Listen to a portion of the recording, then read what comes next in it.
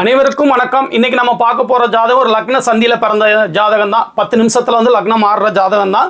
அதை எப்படி கண்டுபிடிச்சோம், என்ன மாதிரியான கஷ்டங்கள்ல இருக்காரு, எப்போ நிவர்த்தி ஆகும், அதை தான் இப்போ நம்ம தெரிஞ்சுக்கிட போறோம். லக்னம் விருச்சிக லக்னம், அவர் கொடுத்தது விருச்சிக லக்னம் தான் கொடுத்திருந்தாரு. 10 நிமிஷத்துக்கு முன்னாடி பிறந்திருந்தாருன்னா அப்படியே துலாம் லக்னம் ஆகக்கூடிய ஜாதகம் தான். 48 வயசு 9 மாதம் ஆகுது. அந்த வயசுல வந்து 10 நிமிஷம் நேர வித்தியாசங்கிறது வந்து ரொம்ப துல்லியமாக வந்து யாராலையும் கணிக்க முடியாது. அதனால சில கேள்விகள் கேட்டு தான் வந்து கன்ஃபார்ம் பண்ண ஜாதகம். 6ஆம் இடத்துல குரு கேது, லக்னத்தில் யாரும் இல்லை. 7ஆம் இடத்துல வந்து புதன் சுக்கிரன் சூரியன். 9ஆம் இடத்துல சனி செவ்வாய் நீச்சம். 12ஆம் இடத்துல ராகு சந்திரன். இதுதான் ஜாதக அமைப்பு. இந்த ஜாதக அடிப்படையில் வந்து லக்னம் லக்னாதிபதியோட வலுவை வச்சு தான் ஒருத்தவங்களோட லைஃப் சாதக பாதக தசாபுத்திகள்லாம் நடக்கும். அந்த அடிப்படையில் 12ஆம் இடம் சுபத்துவமாக இருந்தாலும் பிறந்த ஊரில் இருக்க முடியாது. இருந்தாலும் அதுக்கு சில திசாபுத்திகள் அமைப்புகள் இருக்குது. 12ஆம் இடத்துல சுபத்துவமாக இருந்தால் கூட ராகு கேது தசை, கடக வீட்டில் அமர்ந்த கிரகங்களோட தசை, சர வீடுகளில் அமர்ந்த கிரகங்களோட தசை, 8 12ஆம் இடத்தோட தொடர்பில் உள்ள கிரகங்களோட தசை, இத்தனை விதிவிலக்கு இருக்குது. அதெல்லாம் தாண்டி தான் பார்க்கணும். அந்த அமைப்பில் வந்து நான் இவர்கிட்ட கேட்டது, நீங்கள் கடுமையான கோப குணம் உள்ளவரா அப்படின்னா, கோபம் இருக்குதுங்க, நான் ரொம்ப வெளிப்படுத்த மாட்டேன், ஆனால் வந்து கோபக்கார ஆள் தான் அப்படின்னாரு. அதுக்கப்புறம் வந்து பார்த்தீங்கன்னா இவருக்கு வந்து புதன் தசை நடந்துட்டு இருக்கு. புதன் வந்து அப்படியே துலாம் லக்னமாக இருந்தால் 9க்கும் 12க்கும் அதிபதியாக வருவார். 8ஆம் வீட்டில் உட்காந்துருப்பார். பெரிய கெடுபலன்களை வந்து அவர் துலாம் லக்னத்துக்கு புதன் வந்து செய்யறதில்லை. என்ன காரணம், சுபத்துவமாக இருக்கார். அதே நேரத்தில் விருச்சிக லக்னமாக இருந்தால் அட்டமாதிபதி ஆகி புதனுடைய லக்னம், அதாவது புதனுடைய லக்னங்களுக்கு செவ்வாயும் செவ்வாயோட லக்னங்களுக்கு புதனும் நல்ல பலன்கள் செய்கிறவர் கிடையாது. அந்த அடிப்படையில் புதன் திசை எப்படி இருந்ததுனாங்க, நல்லா இல்லைன்னு சொல்லிட்டாரு. நல்லா இல்லைன்னு நான் ஓரளவு கன்ஃபார்ம் பண்ணிட்டேன். சரி, அப்போ இவர் வந்து விருச்சிக லக்னக்காரர் தான். ஏன்னா சுபத்துவமாக இருந்து நல்லது செய்யலைன்னா கண்டிப்பாக விருச்சிக லக்னக்காரருங்கிறத என்னால் வந்து கெஸ் பண்ண முடிஞ்சது. இவன் பார்த்தீங்கன்னா கடன் பிரச்சனையில தான் மாட்டியிருக்காரு. என்ன காரணம், அட்டமாதிபதி கடன், நோய், எதிரி, வம்பு வழக்கு, இந்த மாதிரி விஷயங்களை 6ஆம் அதிபதி மட்டும் இல்லை, அட்டமாதிபதியும் கொடுப்பாரு.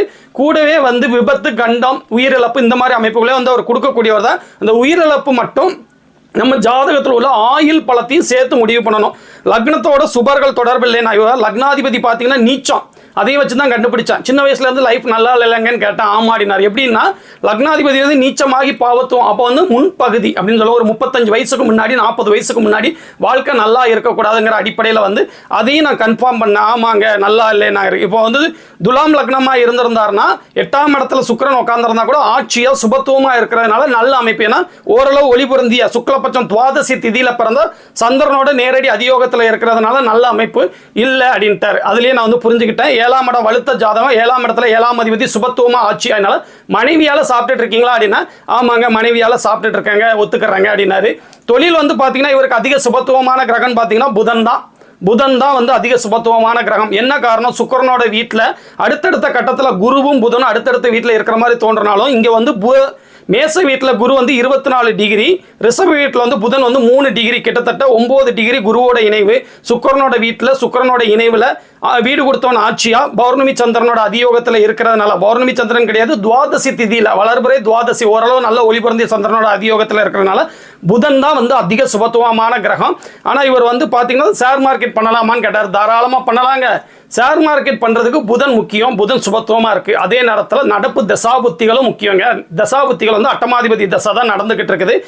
பண்ணலாம், ட்ரேடிங் பண்ணலாங்க. அதாவது எப்படின்னா இன்ட்ராடேன்னு சொல்லக்கூடிய அன்னைக்கே வாங்கி அன்னைக்கே விற்கிற அமைப்புகள் சரி வராது. அதே நேரத்தில் நீண்ட கால அடிப்படையில் வந்து நல்லபடியாக வந்து நீங்கள் பண்ணலாம். ஆனால் நீங்கள் இப்போ இருக்கிற சிச்சுவேஷனில் நீண்ட கால அடிப்படையில் பண்ணுற அளவுக்கு உங்களுக்கு பொருளாதார நிலைமை இல்லைங்க. மாதம் பிறந்தோடனே சம்பளம் வாங்கி ஆகணுங்கிற கட்டாயத்தில் இருக்கீங்க. அதனால இந்த ஷேர் மார்க்கெட் வந்து உங்களுக்கு செட் ஆகாதுங்க. ஆமாங்க, அந்த மாதிரி அமைப்பில் தான் இருக்கேன், எனக்கு செட் ஆகாது, எனக்கு நிறைய திறமை இருக்குதுங்க, ஆனால் நான் வந்து பொருளாதாரம் இல்லைங்கிறதுனால என்னால் முன்னேற முடியாமல் இருக்கேனாரு. அந்த மாதிரி ஜாதகம் தாங்க. பார்த்தீங்கன்னா இவர் பிறந்தது வந்து சுவாதி ராகு திசையில் பிறந்திருக்கார். 12ஆம் இடத்துல சுபத்துவமாக உள்ள இந்த ராகு சுவாதி 4ஆம் பாதம் சின்ன வயசுலேயே முடிஞ்சிடுச்சு. அதுக்கப்புறம் வந்த குரு திசை 6ஆம் இடத்துல பாவத்துவமாக சனியோட தொடர்பில், அதுவும் செவ்வாயோட இணைந்த கொடூரமான பார்வை உள்ள சனியோட தொடர்பில் தான் ராகு திசை குரு திசை. அந்த குரு திசையும் பெரிய விசேஷமான பலன்களை செய்யாது. அதுக்கப்புறம் நீச்ச செவ்வாயோட இணைந்த சனி திசை, இப்போ அட்டமாதிபதி புதன் திசை. இந்த மாதிரி சின்ன வயசுல இருந்து கஷ்டத்தை அனுபவிச்ச ஒரு ஜாதகங்க. இந்த ஜாதகத்தை வந்து இதுக்கு மேலே நம்ம விளக்குறது இல்லை. ஆனால் என்ன ஒன்றுனா நல்லா இருக்கணும், எல்லாருமே நல்லா இருக்கிற மாதிரி இவரும் நல்லா இருக்கணும். சரியில்லாத தசாபுத்திகளில் கூட சுபத்துவமாக இருக்கிற இந்த புதன் திசை வந்து 8ஆம் இட ரீதியான பல நல்ல பலன்கள், அவர் தான் 11ஆம் அதிபதியாகவும் வரக்கூடியவர். அதனால புதன் திசையில் வந்து ஒரு 17 வருஷத்தில் 10 வருஷம் வந்து அவர் கஷ்டப்பட்டாலும் மீதி உள்ள 7 வருஷம் 11ஆம் இடத்து பலன்களே அவர் செய்யணும். அதே நேரத்தில் சுபத்துவமாக இருக்கிறதுனால 8ஆம் இடத்துல இருக்கிறதுனால நகர்த்தி இவர் வந்து இருக்கிற இடத்த விட்டு நகர்த்தி நல்ல பலன்களை செய்யும்.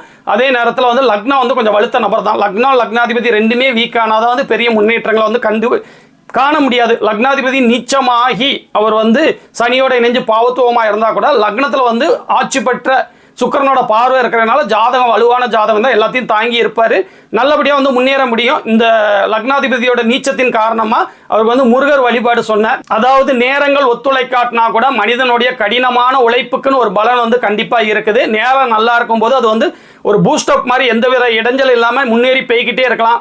நேரங்கள் கொஞ்சம் சரியில்லாத நேரம் கடுமையான உழைப்பை வெளிப்படுத்த வேண்டியிருக்கும். தெய்வ வழிபாட்டை வந்து பண்ண வேண்டியிருக்கும். முருகனோட அருளா இவரோட வாழ்க்கையில் வந்து வசந்தம் வந்து சீக்கிரம் மலரட்டும்னு சொல்லி நான் வேண்டிக்கிறேங்க. ஓம் நமச்சிவாயா.